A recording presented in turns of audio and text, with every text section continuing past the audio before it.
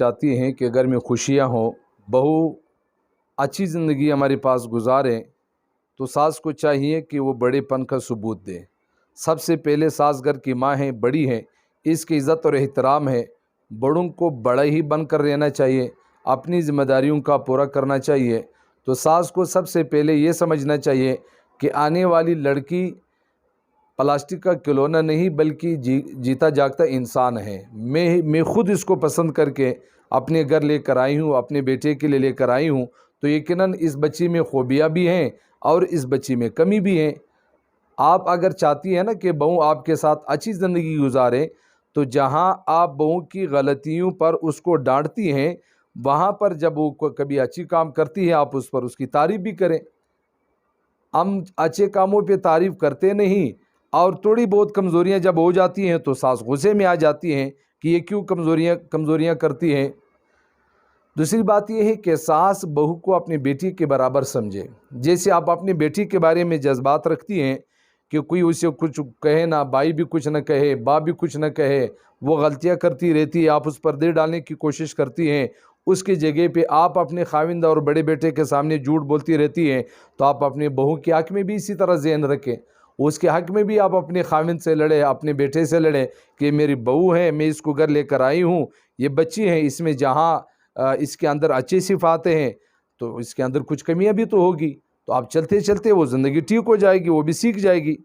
तो सास की बुनियादी गलती तो ये है कि वो पहले दिन अपनी बहू की शक्ल देख कर आती है और फिर सारी ज़िंदगी वलीमा खाने के बाद, एक दो दिन गुजरने के बाद फिर कामों की तरफ देखती रहती है। फिर हर एक काम में वो कीड़े निकालते हैं, ये काम ये से क्यों करती हैं, ये काम ऐसे क्यों करती हैं, फिर परेशान करती रहती हैं।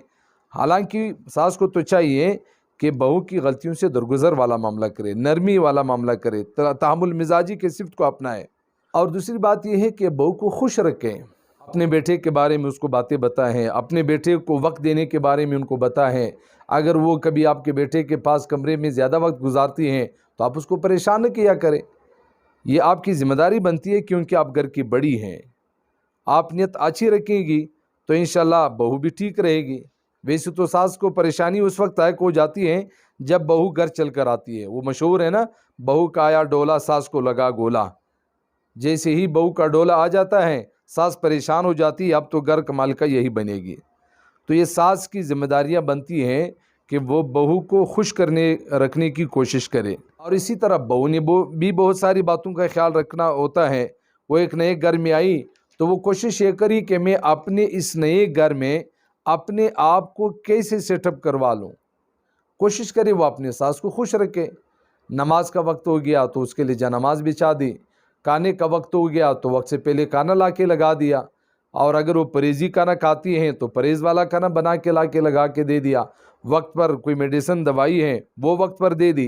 तो इस तरह छोटे छोटे काम करके सास के दिल में आप जगह बना ले। दूसरी बात यह है कि आप अपने खाविंद को समझाया करें कि जब मैं तेरे घर चल कर आई थी तो ये अच्छा खुश हंसता बसता घर था, आप सारे लोग आपस में खुश थे, आप कहीं मेरी वजह से आपके घर में परेशानियां ना आए। उसका तरीका यही है कि आप अपनी अम्मी को जितना वक्त पहले दिया करते थे अब भी आप अपनी अम्मी को वक्त दिया करें।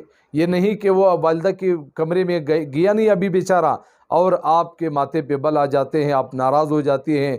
आप तो हर वक्त जब देखो वालिदा के कमरे में घुस जाते हो, मेरे पास आते नहीं। अब वो खाविंद भी परेशान हो जाता है, वो 2-3 दिन तो बर्दाश्त कर लेता है, फिर जब वो कमरे में आना शुरू कर देता है फिर आमी उसे नाराज़ होने लगती है।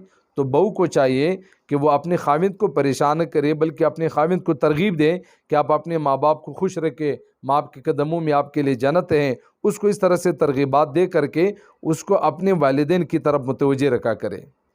और बाज़ औक़ात ये देखा गया है कि बच्ची जब घर चल कर आती हैं वो अपने सास को नज़रअंदाज करती हैं, कोशिश करती है कि घर पर मेरे कंट्रोल हो जाए। तो जहां आप चाहती है कि घर पे मेरी कंट्रोल हो जाए, इसी तरह सास भी चाहती है कि घर पे मेरी कंट्रोल हो। मैं इस घर की बड़ी हूं और मैं इस घर की बूढ़ी हूं, तो लिहाजा सास को चाहिए कि वो बहू को वक्त दे और उसको खुशियों से रखने की नियत करे और कोशिश करे।